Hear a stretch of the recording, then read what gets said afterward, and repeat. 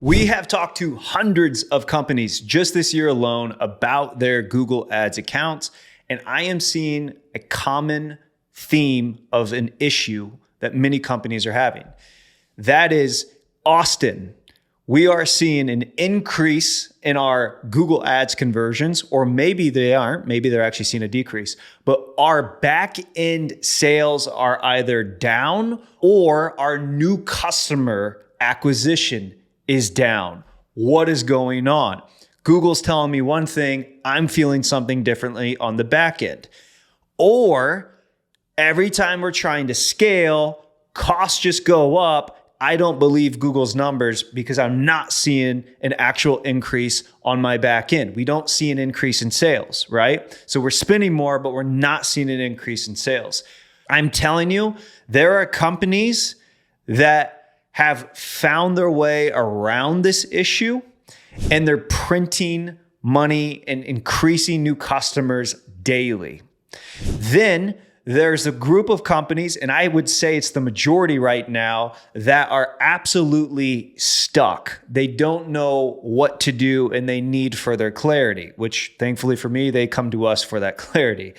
I need help.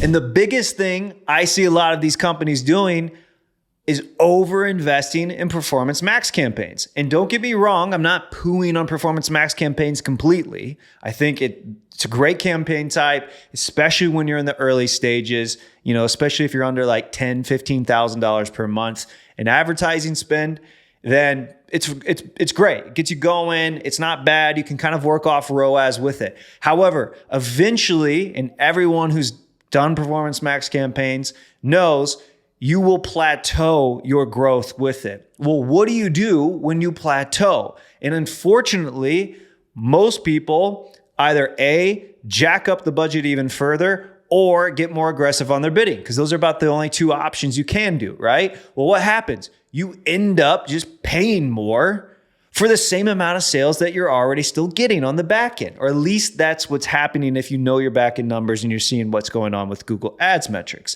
Now, I want to show you an example. So I've got this beautiful customer journey attribution problem map up, because this will all relate to what I'm about to tell you on the strategy that's actually minting millions and new customers for companies every single day that have found their way around this issue. So let me just bear with me real quick with this visual. Someone sees a meta ad, right? Hey, wow, this product pops up. Wow, I'm really interested in that product. Let me go check it out. So they click it, they browse for 2 minutes, then they leave, right? Day 3, so this is 3 days later, they start searching. That product that I saw was kind of cool. Or maybe they're now interested in that topic, right? So maybe it was like a spill-proof tumbler, which I just recently bought one, right? To get away from water bottles. I was drinking a ton of water bottles, so I moved to a tumbler, right? So they see an ad on Meta. It doesn't have to be Meta. Could even be just a Google Shopping ad, could be a text ad, could be TikTok, could be whatever. Something at the top of the funnel gathered your interest. And I wasn't aware of this company. This is an Owala. This is no sponsorship or affiliation. This is Owala. I didn't know anything about Owala like 2 weeks ago, okay? This was more of a word of mouth thing though, not really advertising. But now, so they see this meta ad for this tumbler, a spill-proof tumbler. Well, okay, this is kind of cool. Actually, you know what? I've heard about microplastics, how bad they are. I need to get away from that. Let's move maybe to a tumbler. So they see this meta ad day 1. Then a couple days later, it's on their mind. And it's like, you know what? I'm going to start searching some tumblers. So they start searching around, right? Then they remember that ad, or if they have their Google Ads running, especially a Performance Max campaign, it might start remarketing to you through that. So you're searching tumblers, but you're going to start seeing an ad from them now, because Google knows that you were on the website just a couple days ago, right? And so you're going to get into the audience pools of remarketing, even if you're just running like search or shopping ads, or even Performance Max, especially Performance Max. And you're kind of a warm audience target.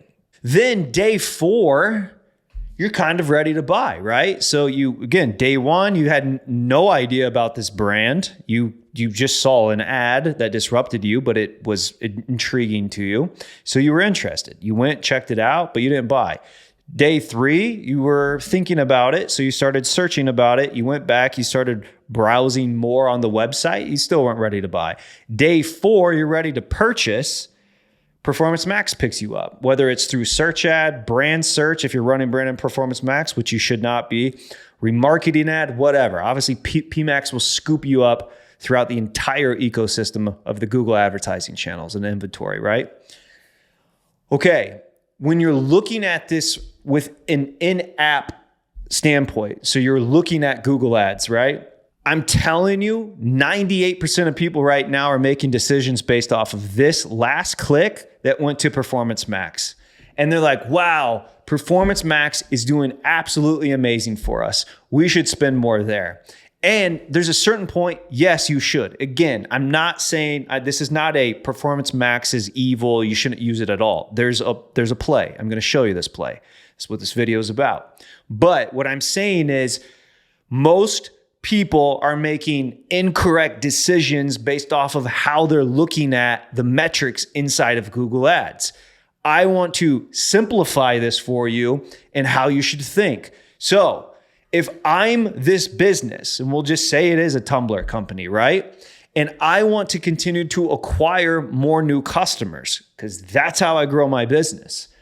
How would I acquire more new customers in this 3 touch point journey of this customer? I'm telling you, it's not continuing to pour into Performance Max. Performance Max literally was bottom of the funnel on this. Did it play a role? Sure. But this is not what acquired a new customer. How would I acquire more new customers?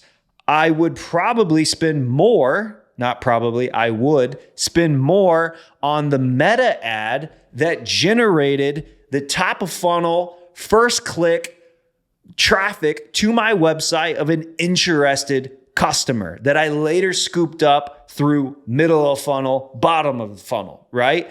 Technically, from a first click attribution, which is what I generally like looking at if possible, that meta ad is what acquired my new customers. So if I want more new customers, I actually want to spend more money on that meta ad and let Google then scoop them up as they come back through that research phase or these other customer journey touch points, right? I want to show you another example of how important this is, right? So Wicked Reports, a lot of this is going to be blurred out.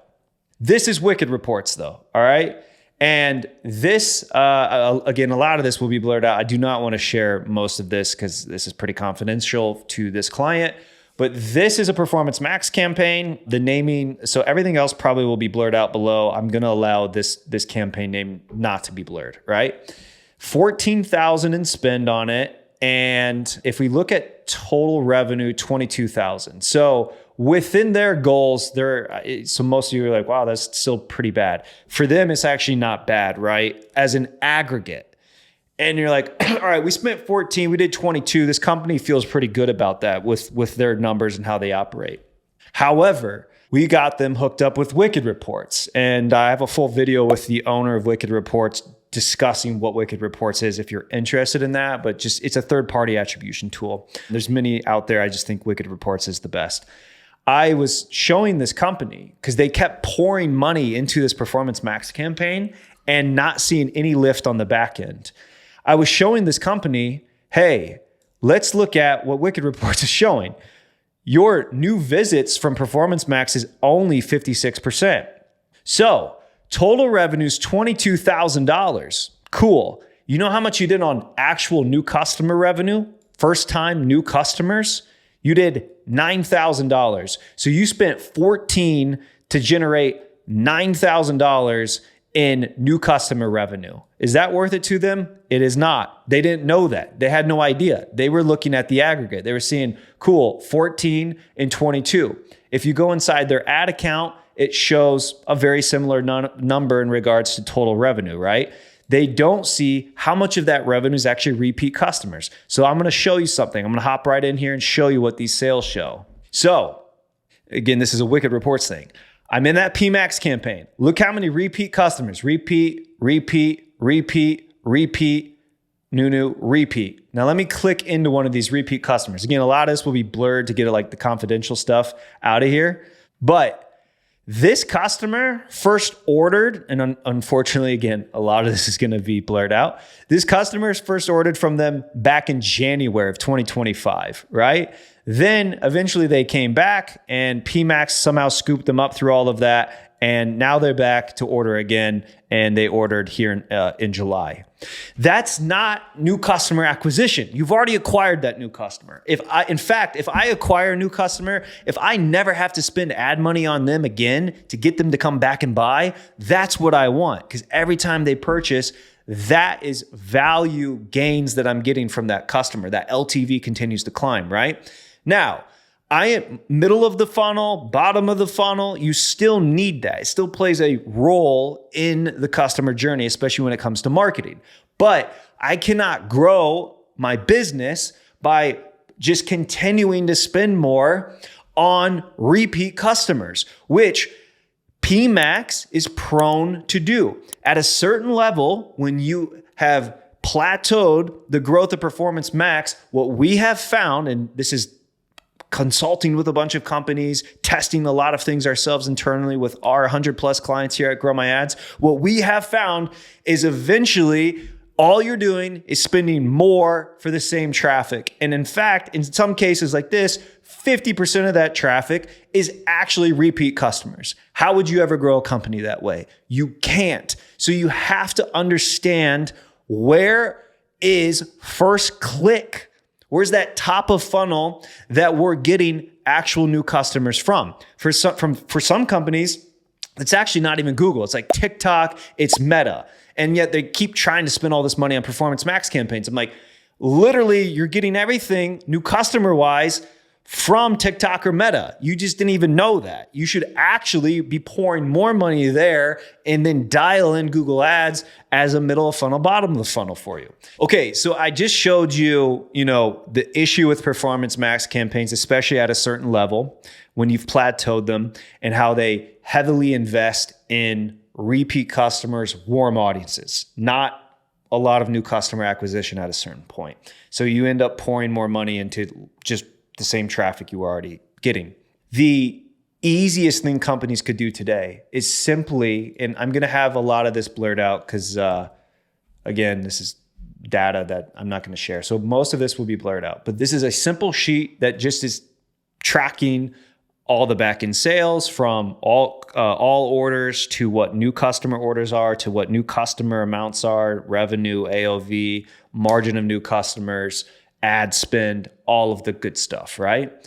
From an advertising standpoint, what I'm the most interested, so all of this will be blurred out except these two columns I'm about to show you. And that's P and that's Q, at least within this sheet. That's new customers and that's NCAC. So I want to share an example with you. This goes all the way back to January. And do you notice how there's almost very little variation here of an increase in new customers? This is on a weekly basis, right? But look at this NCAC, okay? So starting about here, and this would be row 21, NCAC starts really increasing. So NCAC before row 21 was an average of $27, all right? Then after that, we're at an average of $48. It's a pretty big jump. Now, before that increase, look at new customers, right? So we go to row 20. On average, 325 new customer orders per week. This is true back-end data. Then we come here and we see an average of 365. A jump, but at the cost of a $27 in CAC, sorry, over here, a $27 average in CAC to now $47, all right? So like doubling the NCAC for not doubling the new customers. Now, mathematically, does that make sense? Well, that actually depends on the company. So you consult with them on that. Here's what happened. Ad spend doubled Lots of that got pushed into Performance Max campaigns. And on the back end, they had no clarity before we started consulting with them on these numbers, right? So what I'm showing them is, hey, you doubled your ad spend for like almost no gain of new customers. You know, you did go from, I guess, like I forget what it was, like 320 so it was like 325 to 360. Okay. So let's just say a gain of 30 new customers per week. Is that 30 new customers per week worth spending double the advertising spend on? Probably not. That's a very little gain for that much more in ad spend that has gone up. And that is absolutely evident in what we see from NCAC, what it was, to NCAC to what it is now. And again, they poured a lot of that ad spend into Performance Max. Well, what happened? Performance Max just spent more money on the warm audience traffic that it was already getting, okay? And so you spent more on the same, essentially. And this is why you didn't end up with a net new increase of new customers.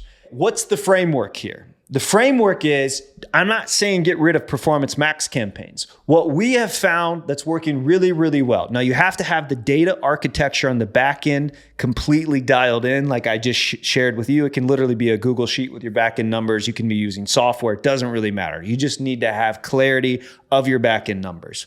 What we're finding, and this is working incredibly well for a lot of companies, is we are actually turning Performance Max more into just a remarketing campaign. It's there to scoop up more middle of the funnel, bottom of the funnel, right? Now, it's not built that way. So this is a bit hacky. Obviously, you can't just force Performance Max to only remarket. So it still will kind of do what it wants. But here's the setup. We're running more what we call feeder campaigns. Feeder's kind of a name coined by a guy named John Moran. He's a wizard within the Google Ads space. Shout out to John. I'm not taking claim for this feeder name. So if any nerds attack me in the comments, just know feeder's not, I didn't come up with this name, right? But we use these feeder campaigns, right? That's going to be standard shopping, non-brand search for the most part. Now, in some cases, that could even be further up top of the funnel using YouTube demand gen. But a lot of times we're pushing more of that into the Meta side of things because I just think you get more bang for your buck on Meta for top of funnel or TikTok. So standard shopping, non-brand search, right? These are our primary acquisition engines for cold traffic, and we're bidding aggressively here. Then this traffic, I just showed you the customer journey up here. So instead of this being a Meta ad, we'll just say this is a shopping ad or a non-brand search ad. This is the first time they see us. So instead of a Meta ad, they search on Google tumblers or, spill-proof tumblers, whatever, right? They somehow were interested in tumblers. They started searching. They click an ad, and then they go through the same journey. So get the Meta ad out of here and just substitute it with search ad or shopping ad, all right? Then they're not ready to buy yet. They're cold, right? They're interested, but they're cold. So they're not buying today. However, they follow this sort of customer journey, and sometimes this could be 20 touch points. Whatever it is, eventually though, Performance Max starts playing a role because it is prone, and I'm not claiming I understand the algorithm of Performance Max. I'm not a Google engineer. I didn't engineer it, but this is how we've been able to start building this out and controlling new customer acquisition and controlling Google Ads growth again, where a lot of companies are stuck and plateaued. This is how we're taking some control back. Performance Max is taking this traffic that we're generating and it starts rabbit holing on them. It's warm traffic. And that's why it's called the feeder strategy that John Moran, again, sort of coined. But how we're doing that is we're running the Performance Max campaign at a higher ROAS goal than what we would be within standard shopping and non-brand. So we're very aggressive on our bidding with standard shopping and non-brand search. We have brand excluded from Performance Max. We have brand excluded from standard shopping and non-brand search. We have that built out in brand protection campaign. So we have a brand search campaign, brand shopping. We do not let that get mixed into our non-brand shopping campaigns or non-brand search. And Performance Max is this back channel remarketing campaign for all of this. So we feed all this cold traffic data to the Performance Max campaign to go rabbit hole and follow the highest intent traffic that we have sent. So it's like, oh, hey, this guy clicked a shopping ad. He has the intent signals of a converter for us. PMax is going to go rabbit hole them aggressively. That is the idea behind it. This is working tremendously well in taking back growth controls for many, many companies who have been plateaued. They don't have any clarity and they feel lost. Like, we don't know where to actually move the dials anymore in our Google Ads account. And I look at it and they're running just a bunch of Performance Max campaigns, very little standard search or shopping today. That is a major issue. Again, over the last couple of years, you might have been able to get away with that and actually grow there, but you will plateau, you will get stuck. This is the strategy that has been helping these companies take back control of new customer acquisition, cross-referencing with the data on the back end, and allowing them to push harder than on cold new traffic. And again, to summarize, think of the customer journey. How do I get more new customers? It's not here. It's here. It's the first click. How do I get in front of more new people who are not aware of me? And yes, I have ad campaigns that are built for middle of the funnel, bottom of the funnel, Performance Max campaigns, right? But that is not where I'm going to acquire a lot more new from. I need to go back to where am I acquiring new? And am I acquiring new customers at a cost per acquisition that mathematically makes sense for my business? That is how companies today are getting away from the plateaued black box of PMax. They're taking back control of new customer acquisition and they're printing millions. If you're a business owner or CMO or director of marketing, whatever, and this resonates with you and your guys' current state with your Google Ads account and how you feel about it, I encourage you to go get a free audit from my team here at Grow My Ads. A link will be in the description below to go get that audit. It's practical. We give you recommendations on what to do with you in your account. We get, under the hood of everything. You can take that advice and recommendations, implement it yourself with your team, yourself, your agency. We don't care what you do with it.